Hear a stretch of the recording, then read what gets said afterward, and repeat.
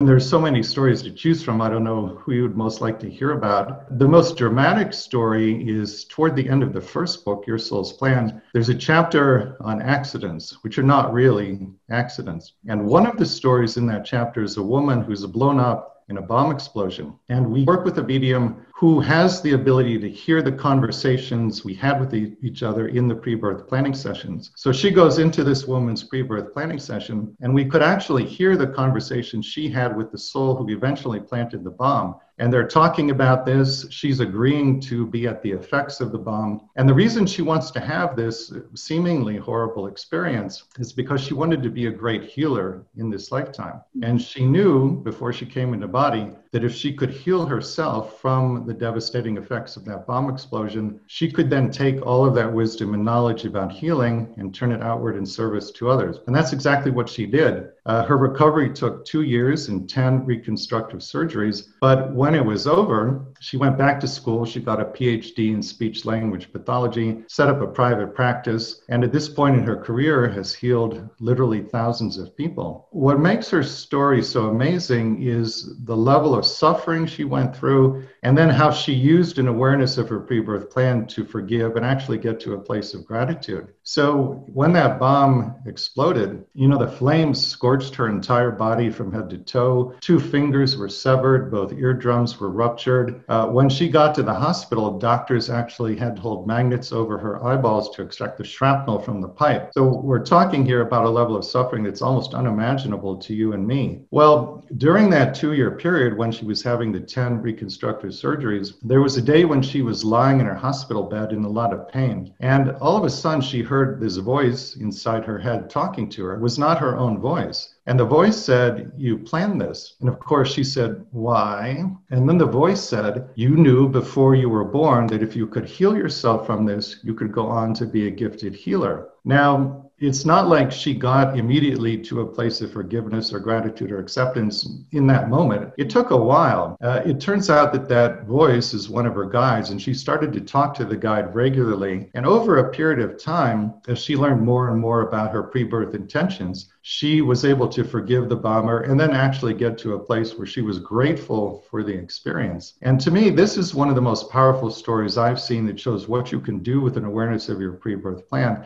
She could have chosen instead to be angry for the rest of her life. She could have chosen to be bitter and resentful for the rest of her life. She might even have decided to track down the bomber and try to take revenge. But because she came into this understanding of her pre-birth plan and really worked with it over a period of years, she got to a place of total forgiveness and then to a place of total gratitude. Now, her story is unusual in that it's a bomb explosion, but she herself is not unusual. She's just like you and me and everybody who will hear this conversation. So if she can use an awareness of her pre-birth plan to forgive and get to a place of gratitude after what she went through, then all of us can do the same thing using an awareness of our pre-birth plan. I know that story really stuck with me when I read it. I think the other part too was you also talk about the bomber, because I think the other part is that that bomber chose to be the bomber in this lifetime. I know with conversations with my own friends about it, we always come back to that story because there's somebody who has to play that other role too.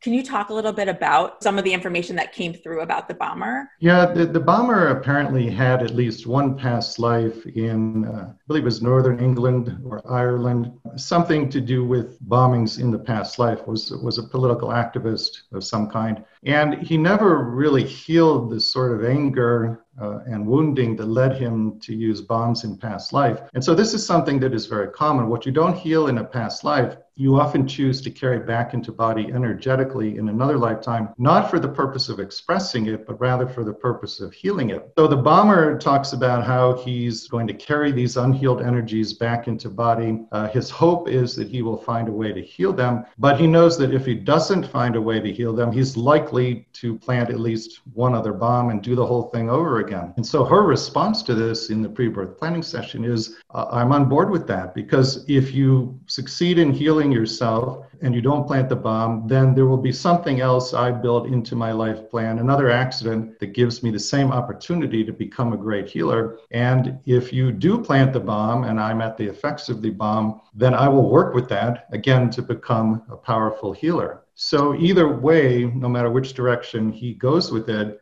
she's fine with that plan. And that was their agreement. Puts a new light on loving your enemies, doesn't it? It really does.